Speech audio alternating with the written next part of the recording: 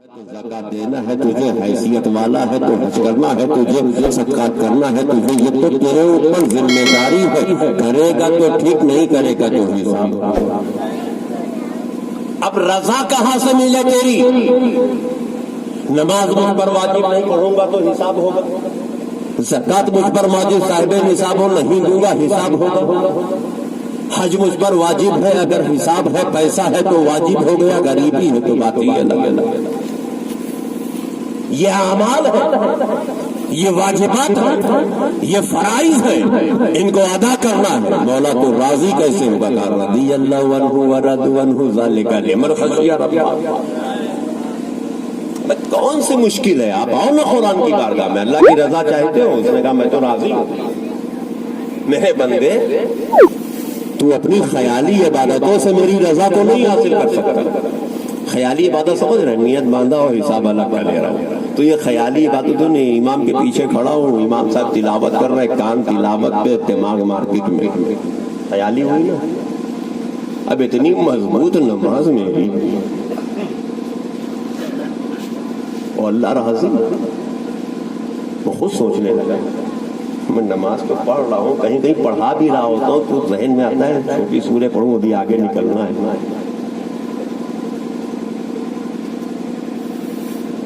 اللہ راضی ہو جائے، کیسے راضی ہوگا؟ اس نے کہا بہت آسان ہے، تو انسان ہے، تیرے لیے تو اور آسان ہے۔ کرنا کیا ہوگا؟ رضی اللہ عنہ ورضوا عنہ ذالک لمن خشی ربہ۔ اللہ ان سے راضی ہوتا ہے جن کے دلوں میں توجہ، جن کے دلوں میں، قرآن میں نہیں، جن کے دلوں میں اللہ کا ڈر ہو۔ ان سے راضی ہو اللہ تعالیٰ جو اس سے ڈر گئے۔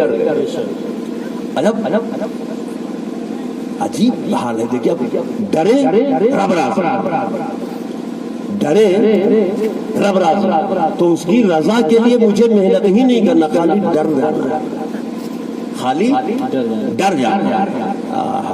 کہنے کو آسان جملہ ہے لیکن رب سے ڈرنا بہت بھاری کام ہے، اور خاص کر کے ہم دنیا داروں میں۔ جیسے ہی آپ ڈریں گے حشر آپ کے ساتھ، جیسے ہی ڈریں گے قبر آپ کے ساتھ، جیسے ہی ڈریں گے صراط آپ کے ساتھ، جیسے ہی ڈریں گے میزان آپ کے ساتھ۔ اب ڈر اور ڈر اور جتنا بڑھے گا اتنا ہی مضبوط، جتنا بڑھے گا اتنا ہی مضبوط، کیونکہ اب ڈر بڑھ گیا۔ اللہ حساب لے گا، اللہ ایک ایک سیکنڈ کا حساب لے گا۔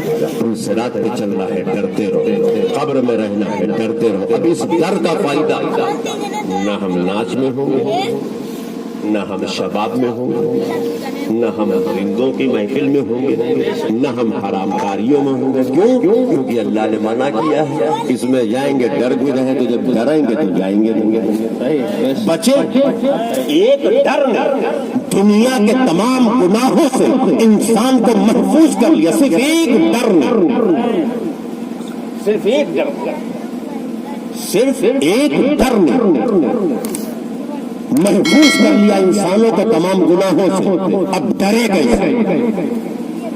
میں نے بھی بیچ میں ایک آیت پڑھی تھی، شاید آپ نے صحیح طریقے سے اس کو ذہن نشین نہیں کیا، ورنہ فوراً آپ کا ذہن پہنچ جاتا۔ رسول داعی اللہ ہے، صحیح ہے، سراجم منیر ہے، صحیح ہے، نذیر ہے،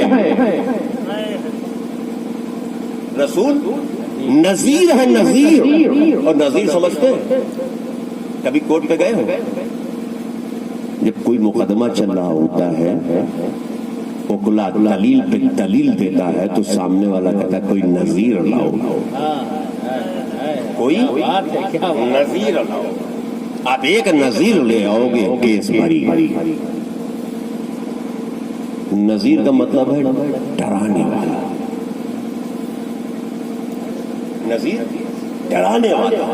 کوئی ایک ایسی مثال لے آؤ کورٹ کے اوپر جس سے کورٹ بھی ڈر جائے کہ نہیں، اس سے پہلے یہ ججمنٹ فلاں سن میں ہو چکا تھا، لہٰذا یہ نذیر ہے، اسے بے دخل کیا جائے، خارج کیا جائے، باعزت بری کیا جائے، باعزت بری کیا جائے، وہ نذیر ہے۔ اب قرآن نے کہا یا ایھا النبی انا ارسلناک شاہدا ومبشرا ونذیرا۔ اے مصطفیٰ ہم نے آپ اپنی یکتائیت کا، اپنی توحید کا، اپنے رب ہونے کا گواہ بنا کے بھیجا، اور ہم نے آپ کو اللہ کی طرف دعوت دینے والا بنا، ہم نے آپ کو چمکتا ہوا بنا کے بھیجا، اور ہم نے آپ کو نذیر بنا کے بھیجا۔ کیوں؟ تاکہ آپ لوگوں کے دلوں میں رب کا ڈر پیدا کر، لوگوں کے دلوں میں قیامت کا ڈر پیدا کر، لوگوں کے دلوں میں جہنم کا ڈر پیدا کر، لوگوں کے دلوں میں حساب و کتاب کا ڈر پیدا کر۔ جب آپ ان کو ڈر بھی دیں گے اور توحید کی دعوت بھی دیں گے، جب انہیں آپ ڈرائیں گے بھی اور حق کا پیغام دیں گے، جب انہیں آپ ڈرائیں گے بھی اور میری یکتائیت کی گواہی دیں گے، تو وہ صحیح جگہ پہ آئیں گے، جب یہ صحیح جگہ پہ آئیں گے۔ یہ اپنے کو بچانا چاہیں گے اور اپنے کو بچانے کے لیے مالک حقیقی کی قربت حاصل کرنا چاہیں گے، اور اس قربت کو حاصل کرنے کے لیے مصطفیٰ یہ آپ کی پیروی میں ہوں گے، آپ کی اقتدا میں ہوں گے، آپ کے صحابہ کہلائیں گے۔ پھر آپ قاسم ہیں جسے جو چاہیے عطا کر دیجیے، پھر آپ قاسم ہیں جسے جو چاہیے عطا کر دیجیے۔ تو مصطفیٰ نے دین حق کے پیغام کو دینا شروع کیا، نور نے شعاعوں کو بکھیرنا شروع کیا۔ اور یہ شعاعیں بکھیری کہاں؟ عرب میں یا عجم میں؟ عرب، اور عرب کے اس شہر میں جو سارے شہروں میں سب سے معتبر دور جہالت میں رہا، اور اس خاندان جو خاندان دور جہالت کے خاندانوں میں سب سے افضل مانا، اس قبیلے میں جو قبیلہ مکے کے اندر سب سے معتبر اور سب سے عزت والا گھرانہ مانا گیا ہے، مصطفیٰ نے اسی گھرانے سے شروعات کی۔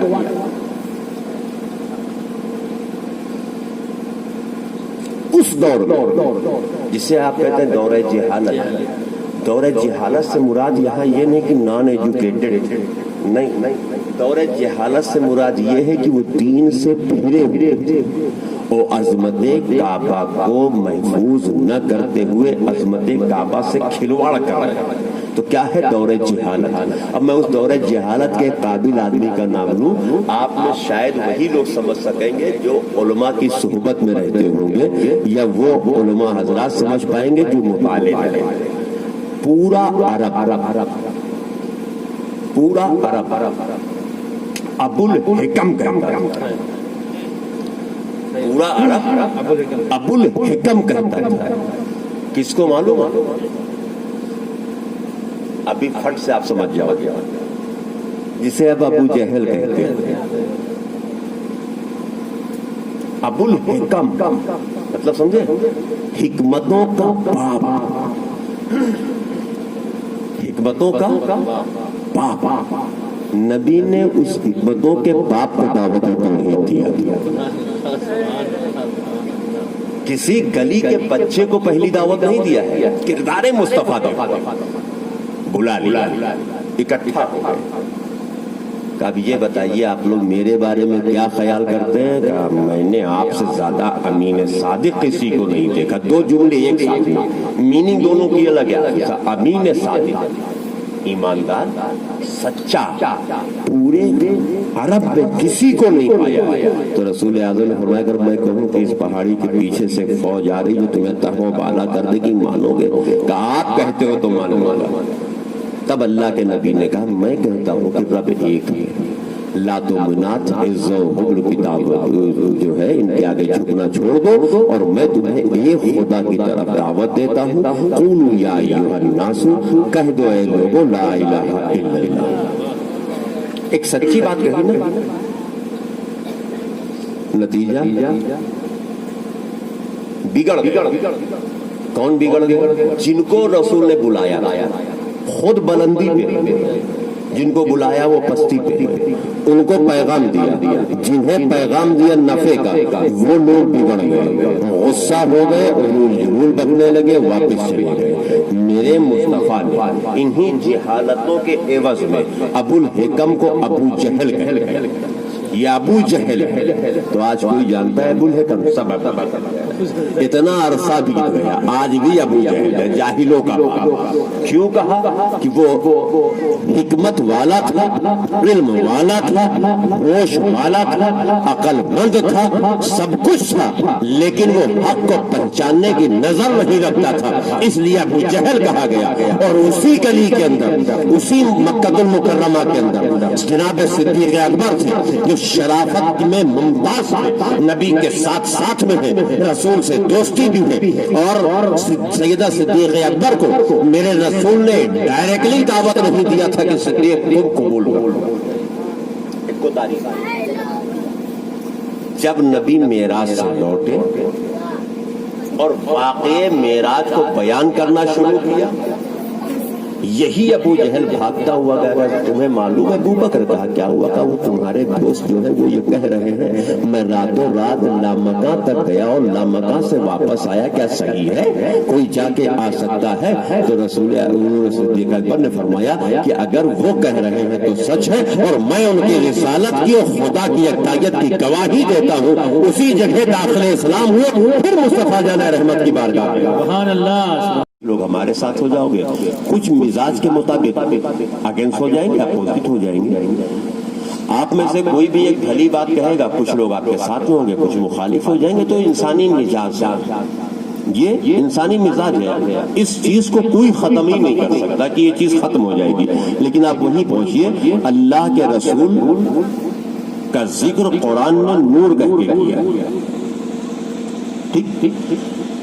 ہم ابھی نور لے کے چلتے ہیں، نبی نور ہے، نبی نور ہے۔ میری بات سمجھ میں آ رہی ہے؟ بہت آسانی کے جملے لے کے آ رہا ہوں، اپنے مزاج کے مطابق نہیں بول رہا ہوں، جیسے میں بولنے کا انداز ہے، اور اب تو کافی آگے نکل گیا تھا۔ رسول نور ہے۔ اب یہی قوم جس میں کچھ ماننے والے ہیں، کچھ نہ ماننے والے ہیں۔ میں تمام باتوں کو کٹ کرتے ہوئے سیدھے جگہ پر آؤں کہ جب لوگ اسلام لائے تو ان کو کیا کیا اذیت ہے، کیا کیا دشواریاں، کیا کیا پریشانیاں جھیلنی پڑی، ان چیزوں کو روکتے ہوئے نبی نور ہے۔ جب کفار و مشرکین نے دیکھا کہ کسی بھی زاویے سے ہم لوگوں کو روک نہیں پا رہے ہیں، تو ایک جملہ مشہور کرنا شروع کیا کہ یہ سحر ان کو آتا ہے، یہ لوگوں پہ جادو کر دیا کرتے ہیں، یہ لوگوں پر جادو کر دیا کرتے ہیں۔ طرح طرح کی افواہوں کو پھیلانا شروع کیا۔ تو جب افواہوں کو پھیلانا شروع کیا، قوم بھٹکنے لگی، لوگ دور ہونے لگے، ملنا نہیں پسند کر رہے تھے، تب قرآن کے ذریعے پھر اعلان ہوتا ہے۔ کیا اعلان ہوتا ہے؟ مصطفیٰ اپنی بشریت کا اعلان فرما دیجئے۔ قرآن نے کہا مصطفیٰ اپنی بشریت کا اعلان فرما۔ کیا اعلان ہے؟ قل انما انا بشر مثلکم۔ کیا ہے؟ مثلکم۔ اب اس کا ادب دیکھیے، قرآن کے جو معاملات ہیں ان کو سمجھیے۔ قرآن مقدس میں کتنی آیتیں، کتنے قسم پر آدھارت ہے؟ یہ قرآن تین قسم پر ہے۔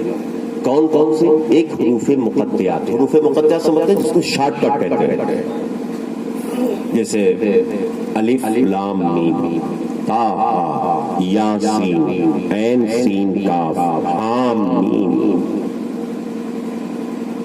ہے طه یاسین حام میم، ہے نا یہ الف لام میم؟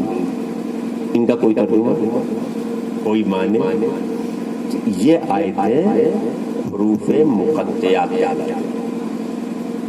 رب کیا کہنا چاہتا ہے اللہ جانے، پانے والے مصطفیٰ جانے والے۔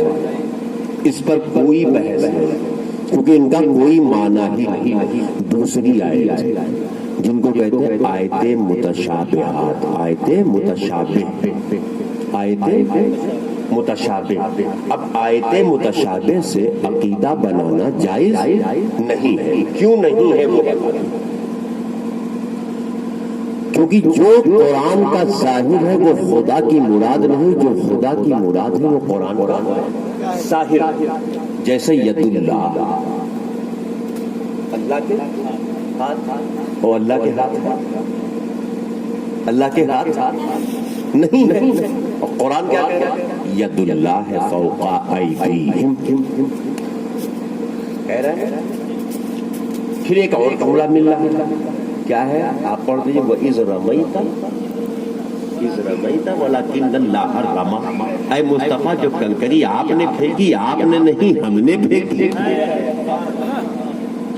میں نہیں کہہ رہا ہوں، قرآن کہہ رہا ہے۔ آپ سمجھو آیت قرآنی کو، سمجھو، کیونکہ قرآن کو سمجھنا بابو بہت ضروری ہے۔ جو قرآن کو نہیں سمجھتے وہی دلدل میں پھنسے۔ کیا کہا قرآن نے؟ اے محبوب، جو تم نے کنکری پھینکی تھی کفار و مشرکین پہ، وہ تم نے نہیں پھینکی، ہم نے پھینکی۔ کون کہہ رہا؟ اللہ کہہ رہا ہے۔ رمیتا وَإِذْ رمیتا وَلَكِنَّ اللَّهَ رَمَى۔ یہ کس نے کہا؟ اللہ نے کہا۔ کہاں کہا؟ قرآن نے کہا۔ جو تم نے پھینکی، کہہ بھی رہا ہے جو تم نے پھینکی، ظاہر ہے تم نے پھینکی، پھر انکار ہے تم نے نہیں پھینکی، ہم نے پھینکی۔ پھر قرآن کہا ید اللہ فوق ایدیہم، اللہ کہا۔ اللہ تو جسم و جسمانیات سے پاک ہے، وہ نرنکار ہے، اس کا کوئی آکاری نہیں، کوئی ڈائی شیپ نہیں، کوئی جسم نہیں، تو جب کچھ ہے ہی نہیں تو ہاتھ کہاں سے؟ جب کچھ ہے ہی نہیں، صرف نور ہے تو صرف نور ہی نور ہے، تو ہاتھ کہاں سے؟ اور قرآن تو کہہ رہا ہے ید اللہ فوق ایدیہم، اللہ کے ہاتھ، اور خدا کے ہاتھ ہے ہی نہیں، وہ تو نور ہے، جسم اور جسمانیات سے پاک ہے، جسم سے اور جسمانیات سے رب پاک ہے، اور پھر قرآن کہہ رہا ہے۔ اب بتاؤ کیا مانا؟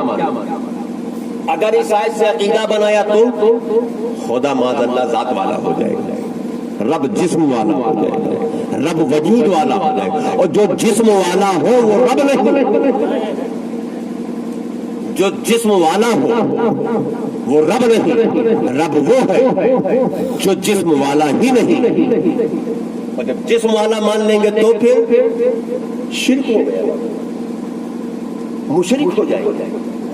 اللہ جسم و جسمانیات سے پاک ہے، تو یہ آیت کون سی آیت متشابہ؟ جو آیت کا ظاہر ہے وہ خدا کی مراد نہیں، اور جو خدا کی مراد ہے وہ آیت کا ظاہر نہیں۔ ایسے ہی یہ بھی آیت ہے قل انما انا بشر مثلکم یوحی الی، یہ آیت متشابہ ہے، اور آیت متشابہ کی ضرورت اس وقت پڑتی ہے جب کفار و مشرکین کو مخاطب کرنا مقصد ہو رب کا، جب کفار و مشرکین کو مخاطب کرنا مقصد ہو رب کا۔ اللہ جلال الدین سیوطی علیہ رحمۃ الرحمن تفسیر قرآن جلالین میں فرماتے ہیں یہ آیت کا نزول، شان نزول کفار و مشرکین کے لیے ہے۔ وہاں مصطفیٰ کا تخاطب جن کو مخاطب کیا ہے رسول اعظم نے، وہ مشرکین ہے کہ ہم جادوگر نہیں ہیں، نہ ہم معاذ اللہ خدا ہے، نہ خدا کے بیٹے ہیں، نہ اس کا کچھ ہے، ہم ایک پیغمبر ہے مثل تمہارے ہیں، تمہاری طرح جسم والے ہیں، تمہاری طرح آنکھ والے ہیں، تمہاری طرح خد و خال والے ہیں، تمہاری طرح مکان والے ہیں، تمہاری طرح ازواج رکھنے والے ہیں، تمہاری طرح بیٹوں والے ہیں، تمہاری طرح کھانے پینے اور سونے والے ہیں، لہٰذا تم مجھ سے کوئی غلط عقیدہ مت بنانا، میں تمہارے مثل ہوں، مثل بشر ہوں، مثل انسانیت ہوں، تم مجھے مثل بشر سمجھو۔ فرق یہ ہے وَيُوحَىٰ إِلَيَّ، اور ہم پر وحی الہی کا نزول ہوتا ہے۔ نعرہ تکبیر، نعرہ تکبیر، نعرہ رسالت، نعرہ رسالت، اور ہم پر وحی الہی کا نزول ہوتا ہے۔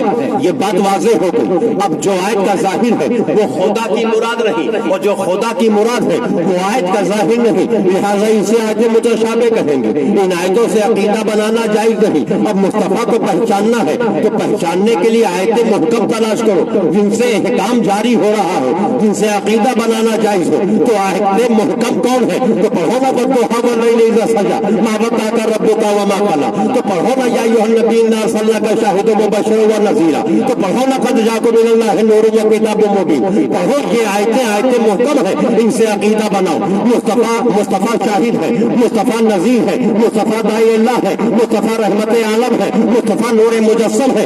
یہ آیتیں عقیدہ بنانے کے لیے ہے، تو جو آیتیں محکم ہو ان سے عقیدہ بناؤ، جو آیتیں متشابہ ہو وہ سمجھانے کے لیے مشرکین کے لیے ہے۔ اب اگر ان سے عقیدہ بنا رہے ہیں تو خدا کا جو کہنا ہے وہ آیت کا ظاہر نہیں، جو آیت کا ظاہر ہے وہ منشی مولا نہیں ہے، مرضی مولا نہیں ہے۔ لہٰذا مفسرین اکرام فرماتے ہیں، علماء اکرام فرماتے ہیں کہ آیت متشابہ سے عقیدہ بنانا جائز نہیں ہے، ورنہ ید اللہ سے کیا عقیدہ بنا۔ ورنہ ید اللہ سے کیا عقیدہ بناؤ گے؟ تو قرآن کو پہچان بھی لینا بابو. قرآن میں 3 طرح کی آیتیں، حروف مقطعات، آیتیں متشابہ، آیتیں محکمات. اب جو آیتیں محکم ہیں اس سے عقیدہ بنے گا، جو آیتیں محکم ہیں اس سے احکام جاری کریں گے. جو آیتیں محکم ہیں وہ احکام جاری کرے گی، وہی قانون ہوگا، اسی سے شریعت ہے، اسی سے ہماری زندگی ہے، اسی سے ہمیں چلنا. جیسے میں محکم اور آپ کو سنا دوں، اقیم الصلاۃ وآتوا الزکاۃ، نماز قائم کرو، زکات ادا کرو. کیا ہے؟ آیت محکم. ان الصلاۃ تنہی عن الفحشاء والمنکر، کیا ہے؟ آیت محکم. تو زکات دو، نماز قائم کرو، آیت محکم. یہ آیت محکم. اب اگر یہ آیت متشابہ ہوتی تو یہ آیت محکم ہے، نماز قائم کرنا ہے، احکام، زکات ادا کرنا ہے، احکام ہے، وضو کرنا ہے، حکم ہے. اس طرح کی آیتوں سے عقیدہ بنے گا. کون سی آیتیں ہوئی؟ وہ آیت محکم. تو نبی کا تعارف آیت محکم سے لو، آیت متشابہ سے نہیں. اب پھر آ جائیے وہ رسول کیا ہے؟ نور. کس نے کہا؟ اللہ نے بھیجا. کیا بھیجا؟ نور بھیجا. کیوں بھیجا؟ نور بھیجا. کیوں بھیجا؟ سمجھ میں آ رہا آپ لوگوں کو؟ بور تو نہیں ہو رہے؟ اللہ نے نور بھیجا. بھیجا کسی ایک کے پاس، سب کے لیے، سب کے لیے. ان سب میں کون ہے؟ جیسے یہ آپ نے ہائیڈروجن جلایا، کسی ایک کے لیے یا سب کے لیے؟ سب کے لیے. اب جو اس کے قریب ہے وہ زیادہ چمک رہا ہے، جو دور ہے وہ کم چمک رہا ہے، لیکن ہے سب اس کی روشنی میں. اس کی روشنی میں جو قریب ہے وہ زیادہ کھل رہے ہیں، جو دور ہے وہ کم کھل رہے ہیں، لیکن ہے سب اسی روشنی.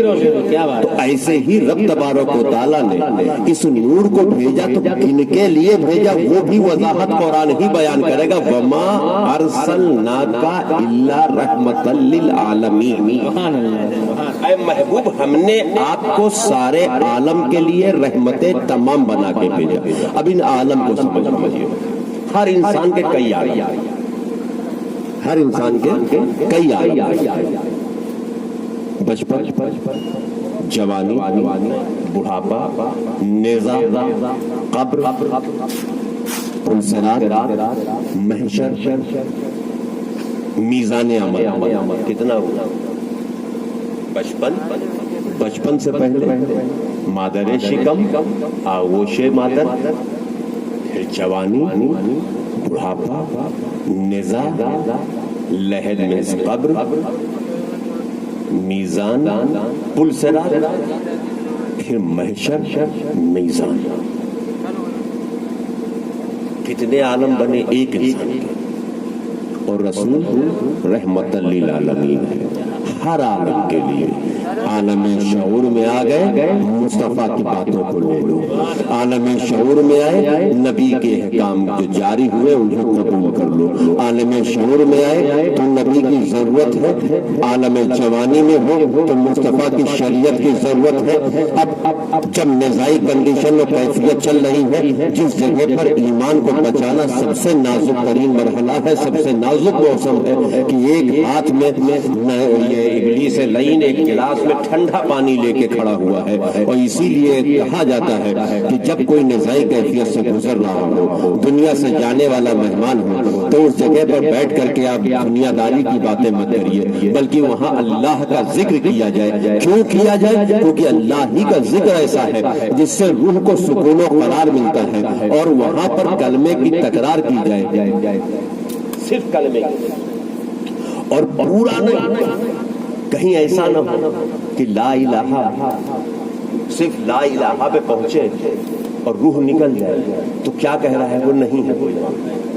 اس لیے تکرار کرو، اللہ کے ذکر کی تکرار کی جائے تاکہ مکمل کہتا چلا جائے الا اللہ الا اللہ، صرف اللہ ہے، صرف اللہ ہے۔ تو اب روح کو نکلنے میں سکو تو مجھے ضرورت کہاں پہ ہے؟ نزا کی کنڈیشن میں کہ جس جگہ پیاس سے حلق سوکھ رہی ہو، آب زمزم و ان پانیوں کے قطرات لوگ ڈال رہے ہو کہ منہ میں پانی ڈالو یہ جانے والا ہے، اس نازک گھڑی میں رسول کی رحمتوں کی ضرورت ہے تاکہ ساتھ مان کے انسان دنیا سے جائے۔ تو وہاں پہ بیٹھ کے دنیا داری کی باتیں نہ کی جائے، اس جگہ پہ کلمے کی تکرار کیا جائے، اللہ کی وحدانیت کی تکرار کی جائے، اس کی یکتائیت کی تکرار کی جائے۔ اب دوسری ضرورت کون ہوگی؟ جب قبر میں دفن کیا جا رہا ہے، بنگے برابر کر دیے گئے، اب ایک دور وہ بھی چل رہا ہے، اب وہاں پہ سوال کیا جا رہا ہے، کوئی رب کی یکتائیت کا سوال، مذہب کا سوال، پھر نبی کی شان کا سوال۔ تو وہاں پھر ضرورت ہے مصطفیٰ کی رحمتوں کی، اس کا پلسرا سے گزرنا ہے۔ پلسرا تلوار سے زیادہ باریک ہے، بال سے زیادہ باریک، تلوار کی دھار سے زیادہ تیز دھار، اور اس پہ سے نکل رہا ہے۔ کچھ ایسے نکلے گے پلک جھپکتے پار کر، کچھ لڑکھڑاتے ہوئے نکل رہے اور گر رہے۔ اب اس پہ سے گزر کون رہا ہے؟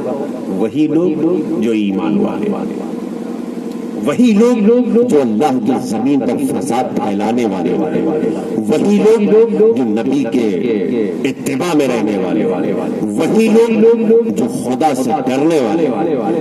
ایک جملے میں ایمان والوں کی جماعت نکلتی چلی جا رہی ہے۔ تو رسول کی رحمتوں کی ضرورت پلسرات کرتی ہے۔ اب محشر، میزان عمل قائم، اعمال توڑے جا رہے ہیں، اور نبی شافع محشر، مصطفیٰ شافع محشر ہے۔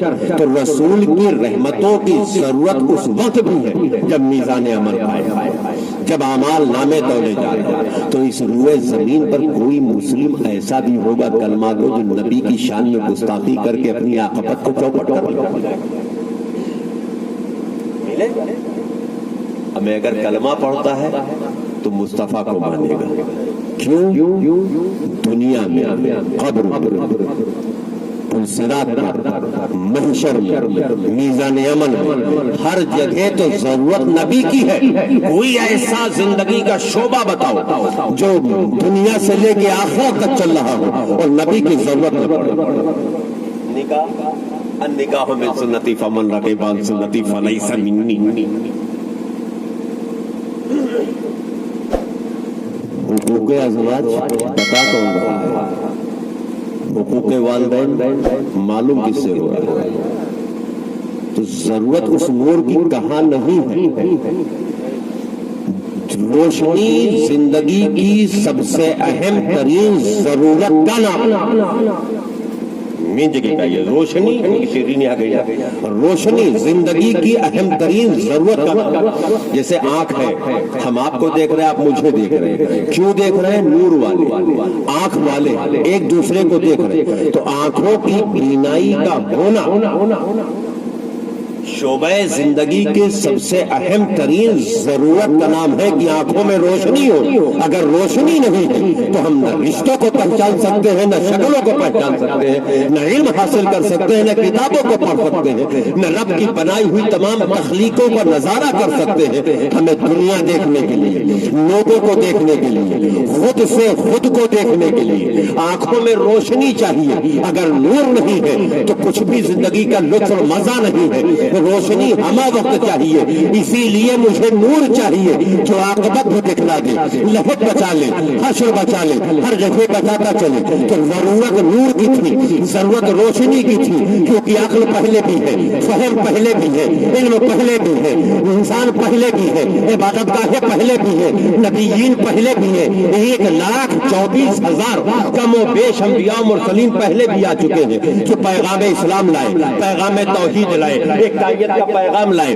اللہ کی طرف بلانے کی دعوتیں دینے آئے۔ ابراہیم نے اپنا حق ادا کیا، اسماعیل نے اپنا حق ادا کیا، داؤد نے اپنا حق ادا کیا، یوسف نے اپنا حق ادا کیا، یحییٰ نے اپنا حق ادا کیا، زکریا نے اپنا حق ادا کیا، شیش نے اپنا حق ادا کیا، نوح نے اپنا حق ادا کیا، آدم نے اپنا حق ادا کیا۔ سارے نبیوں نے اپنے اپنے حقوقوں کو ادا کیا۔ آدم کے اوپر ایمان لائے بھٹک گئے، ابراہیم پہ ایمان لائے بھٹک گئے، اسماعیل پہ ایمان لائے بھٹک گئے، चीज पे ईमान लाए भटक गए। ये इंसान एक बार इस्लाम को कबूल करता था, दायरे में आता था, सलीके की जिंदगी जीता था और भटक जाया करता था। इसलिए इसे नूर चाहिए। जब एक बार रोशनी में आ जाए फिर अंधेरी की तरफ जाने से घबराता रहे। एक बार नूर में आ जाएगा तो हमेशा ये अंधेरों से घबराया करेगा। इसे हर लहजा, हर लम्हा, हर वक्त इसे नूर चाहिए, रोशनी चाहिए। तो अल्लाह तबारक व तआला ने अपने प्यारे हबीब को नूर बना के भेजा ताकि तौहीद के मतवाले, खुदा को चाहने वाले, रब से डरने वाले, हिदायत को हासिल करने वाले इस नूर के छांव में आ जाएं। जब इस नूर तक चले आएंगे तो उन्हें सब कुछ दिखता रहेगा। इससे पहले किसी नबी ने यह नहीं कहा था कि तुम रब की इबादत करोगे, रब को देख लो। किसी नबी ने नहीं कहा था इबादत करो, रब को देख लो। किसी रसूल का ये ऐलान नहीं था कि मेरी उम्मत के उलमा ऐसे होंगे जैसे और नबियों की और नबी, लेकिन मेरे मुस्तफा, तवज्जो चाहूंगा, मेरे मुस्तफा फरमा रहे मेरी उम्मत के उलमा ऐसे होंगे जैसे बनी इसराइल के नबी। मेरा नबी फरमा रहा तुम हालत नमाज में हो तो ये सोच कर खड़े होना कि तुम खुदा को देख रहे हो, और अगर तसव्वुरात की दुनिया मजबूत ना हो तो ये सोचना खुदा मुझे देख रहा है। और दोनों कंडीशन में नमाज में गुस्ताखी नहीं होगी। हम खुदा को देख रहे हैं, खुशू और खुजू से इबादत करेंगे, और ये सोच लिया रब मुझे देख रहा है तब भी खुशू और खुजू से इबादत करेंगे। तो नबी ने दो चीजें दी है। सिफत क्या है? ऐसे होंगे जैसे बनी इसराइल के नबी, मतलब हज़रत ईसा मोजिजा, मुर्दों को जिंदा करना। मोजिजा क्या था? मुर्दों को जिंदा करना। अब मैं आपको इस पर एक मजबूत जुमला दिला, सरकार मखदूम अशरफ जहांगीर समनानी इसकी तफसीर में फरमाते हैं कि मेरी उम्मत के उलमा ऐसे होंगे जैसे बनी इसराइल के नबी। हजरत मखदूम अशरफ जहांगीर समनानी फरमा रहे हैं कि इसमें हमा और शुमा की गुंजाइश है।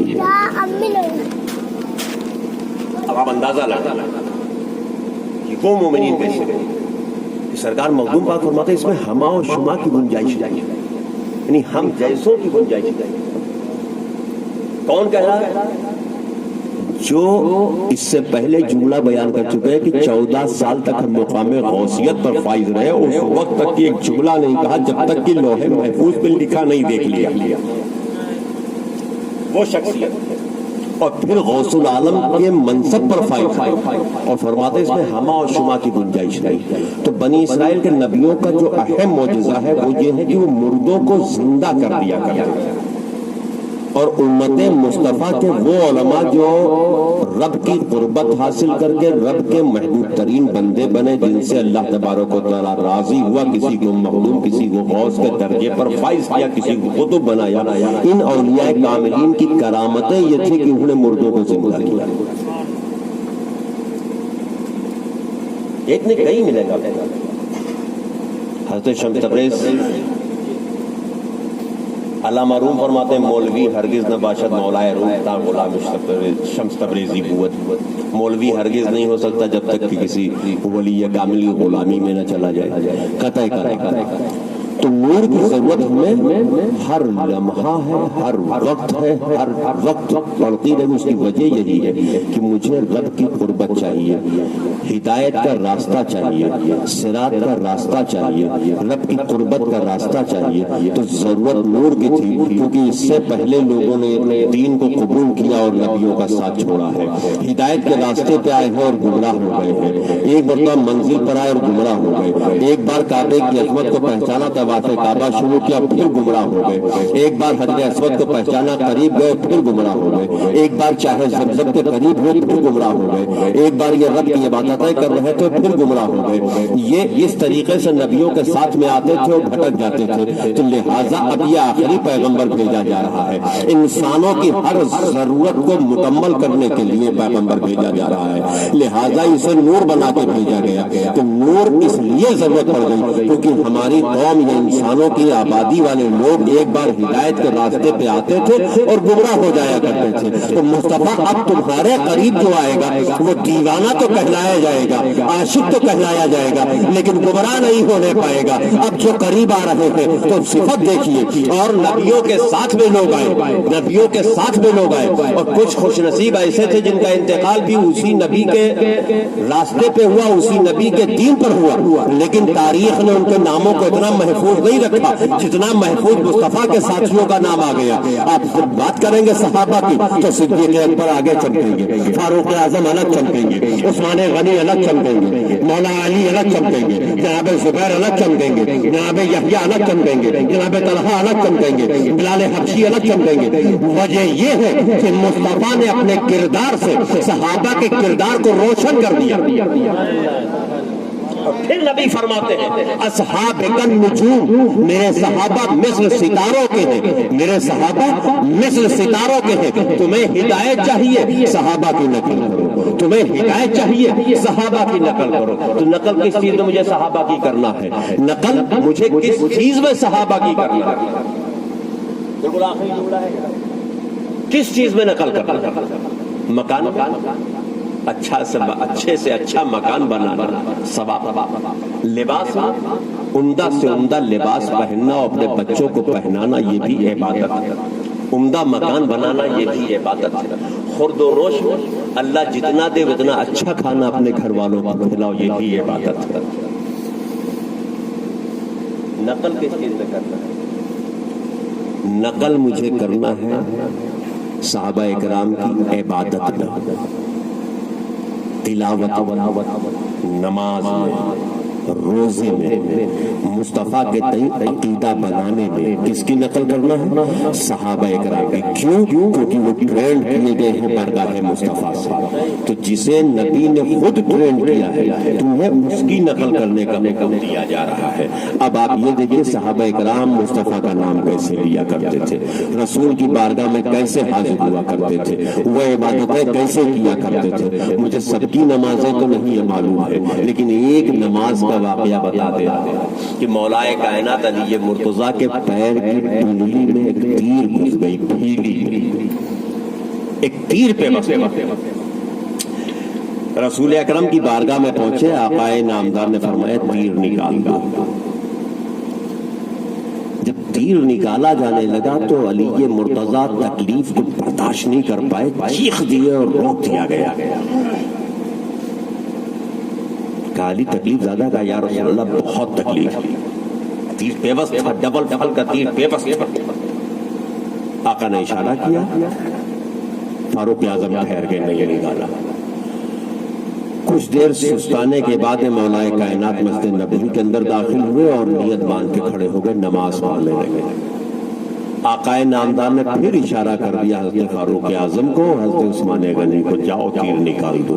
سیدنا فاروق اعظم نے ان کے پیر کی ڈھیلی میں اپنے پیر کے تلووں کو یوں لگایا ہے اور پوری طاقت سے تیر کو کھینچ لیا۔ تیر گوشت کے ایک لتھڑے کو لے کے باہر آ جاتا ہے اور مولا کائنات کو خبر نہیں، مولا علی کو خبر نہیں۔ نماز مکمل کرنے کے بعد میں قائد عقیدہ سے سلام پھر کر کے آپ اچھلتے، ارے میرے تو پنڈلی میں تیر لگا، بیٹھ کیسے گیا؟ ہاتھ رکھتے تو وہاں ایک گڈھا پایا جاتا ہے تیر نکلنے کے بعد۔ کس نے نکالا؟ تو فاروق اعظم مسکرائے، کہا علی میں نے نکال دیا ہے۔ کہا کس نے تھا؟ کہا نبی نے فرمایا تھا۔ کہا اللہ کا شکر ہے میرے راز کو مصطفیٰ نے کھولا ہے، میرے راز کو مصطفیٰ نے کھولا۔ ایسی نماز صحابہ اکرام کی نماز ہوتی تھی کہ وہ پالنہار حقیقی کی عبادت کرنے میں ایسا مشغول ہوتے، اب وہ خدا کو دیکھ رہے، خدا انہیں دیکھ رہا۔ نماز جب آپ داخل ہو تو نماز حقیقت میں روکتی ہے برائی سے، لیکن کب روکتی ہے وہ اس دن بھی بتایا تھا، آج بھی بتا رہا ہوں کہ جب آپ گلی سے نکلے یا گھر سے نکلے ہیں عبادت کے لیے، کسی سے کوئی بات ہو گئی ہے، مسجد کے دروازے پر پہنچے اور جب داخل ہونے چلے تو ان خیالات کو وہیں باہر چھوڑ دیجیے، اللہ کے گھر میں آ جائیے، وہاں پھر کسی کے لیے کچھ مت سوچیے، صرف رب کے لیے سوچیے، اپنی آخرت کے لیے سوچیے، ڈرنا شروع کر دیجیے، اللہ آپ سے راضی ہو جائے گا، بہت آسان ہے۔ اس لیے رب نے نور بھیجا ہے کہ زندگی کے ہر شعبے میں ہمیں جو تعلیم حاصل کرنی ہے وہ مصطفیٰ جان رحمت کے اسماء मरतबा हसना से हासिल करना है। आप एक चीज और दे देंगे कि जो बड़े और छोटे के मामलात को खत्म किया है मुस्तफा ने खत्म किया। कैसे खत्म किया? बिलाल हबशी के ईमान लाने के वाक़े को बयान कर रुखसत हो गए। बिलाल हबशी एक मुशरिक के गुलाम नबी करीम मक्कतुल मुकर्रमा की गली में घूम रहे कि एक शख्स के रोने की आवाज मिलती है। सरकार अब तो करार पहुंचते देखते एक शख्स चक्की चला रहा रो रहा, एक सियाह फाम गुलाम चक्की चला रहा है और रो रहा। नबी करीम उससे करीब जाके उससे दरियाफ्त करते हैं कि तुम आखिर रो क्यों रहे हो, तुम्हारे रोने का मामला क्या है? वो हबशी गुलाम कहता है कि क्यों चाहता है एकदम से आ रहा तो मेरे खैरियत पूछ रहा है। इतना फर्क था गुलाम में और अरबी में कि अरबी अजमी से गुफ्तगू नहीं करता और एक अरबी जाकर के हबशी से पूछ रहा हो, वो भी गुलाम जरखेज गुलाम से पूछ रहा हो कि क्यों रो रहे हो। तो बिलाल हबशी ने यूं देखा, कहा साहब मैं रो रहा हूँ, मालिक मुझे रोने दीजिए, मैं अपनी तकदीर और किस्मत पे रो रहा हूँ। नबी करीम ने फरमाया नहीं तुम बताओ मामला क्या है। ये कहते हुए बिलाल की पेशानी पे हाथ रखा तो पेशानी धिक रही थी। कहा तुमको तो तेज बुखार है, तुम अलीम हो, बीमार हो, तुम चक्की क्यों चला रहे हो? कहा नहीं चलाऊंगा, सुबह मालिक मुझे बेतहाशा मारेगा। कहा अच्छा एक काम करो, आटा पीसना जरूरी कहा था, तुम लेट जाओ, तुम्हारी तबीयत नहीं ठीक है, बुखार है तुमको, तुम लेट जाओ, आराम करो, मैं आटा पीसे दे रहा हूँ। नबी कायनात सुभान अल्लाह, मुख्तारे कायनात है, जो रहमत आलम है, जो नूरे मुजस्सम है, जो दाई इल्लाह है, तमाम मनसबों को रखने के बावजूद आप अखलाक़े मोहम्मद रसूलुल्लाह देखें कि नबी करीम बिलाल हबशी के हाथ से चक्की ले लेते हैं, तुम लेट जाओ, आराम करो, तुम्हारे बुखार है, मैं पीस रहा हूँ। मुख्तारे कायनात आटा पीसना शुरू कर दे। पूरी रात नबी मोहतरम व मोहतशम ने चक्की हाथ वाली चलाया और आटा पीसा है। सुबह होने से पहले आटा मुकम्मल करके इकट्ठा कर देते और फिर आवाज देते उठ जाओ, अपने आटे को रख लो, मैं चल रहा हूँ। ये सिलसिला 3 रोज चलता रहा, मुतवातिर 3 दिन तक नबी करीम बिलाल के पास जाते और आटा पीस देते थे और चले आते थे। चौथे रोज जब नबी करीम पहुंचे, बिलाल हाथ जोड़ के खड़े हो गए, ये आने वाले अरबी ये तो बता दो तुम कौन हो, तुम हो कौन? कोई अरब किसी गुलाम पर रहम नहीं करता।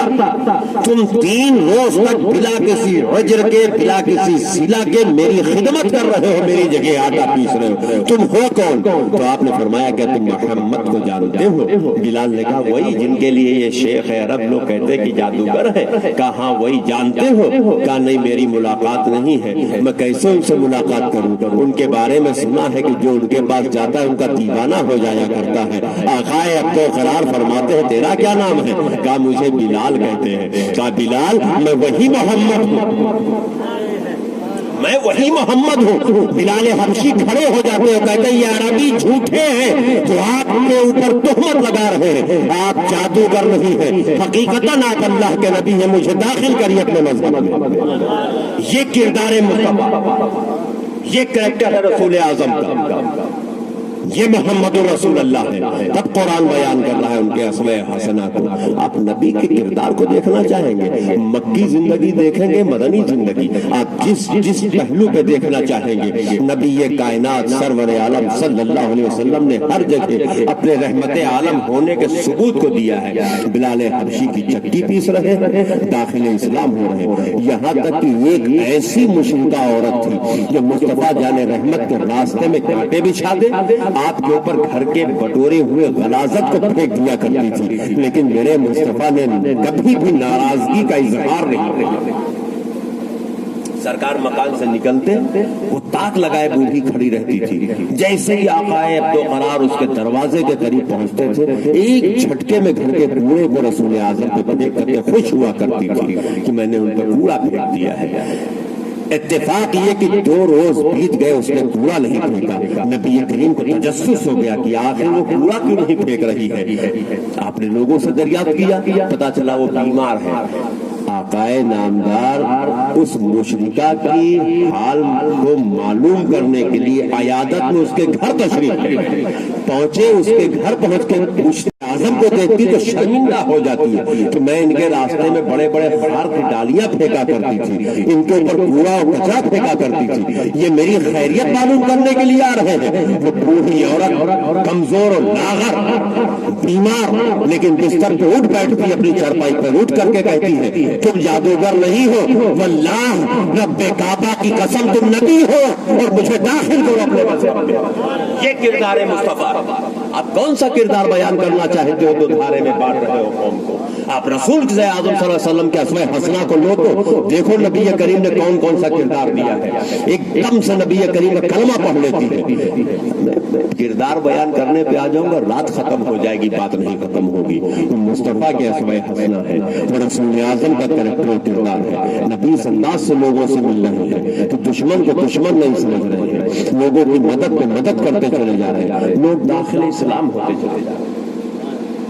دائی ہے، اخلاق سے اسلام پھیلایا، کردار سے اسلام پھیلایا، لوگوں کے بیچ میں بیٹھ کر کے اسلام پھیلایا۔ تہمتیں لگ رہی ہیں، نبی نے بد دعا نہیں فرمائی، دعوت دینے والے نے ہر آئیڈیے سے دعوت دیا۔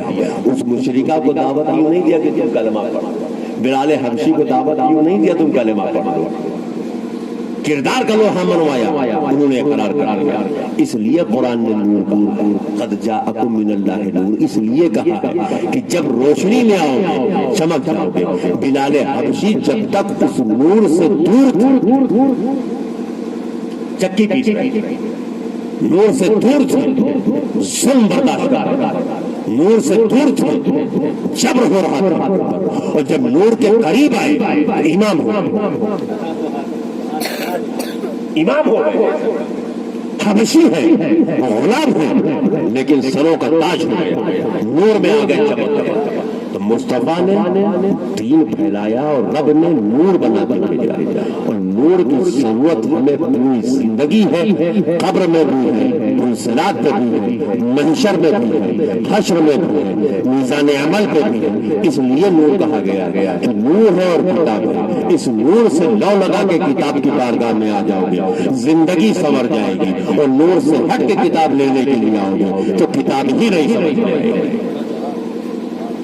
لہذا دونوں کو پکڑو، دونوں کو ایک ساتھ میں رب نے بیان کیا، پہلے نور پھر کتاب، تو پہلے نور سے مل لو پھر کتاب سے مل لو، کیونکہ پہلے نور سے ملے تو ایمان ملا، پھر کتاب ملی تو ہدایت، نور سے ملے توحید ملا، کتاب کے پاس آئے تو طریقہ زندگی ملا، نور سے ملے تو ہدایت کی ڈگر پہ چلنا آسان ہو گیا، کتاب مل گئی زندگی سنور گئی۔ تو کتاب فائدہ دے گی جب نور میں ہو گے، اور کتاب فائدہ نہیں دے گی جب بے نور ہو جاؤ گے۔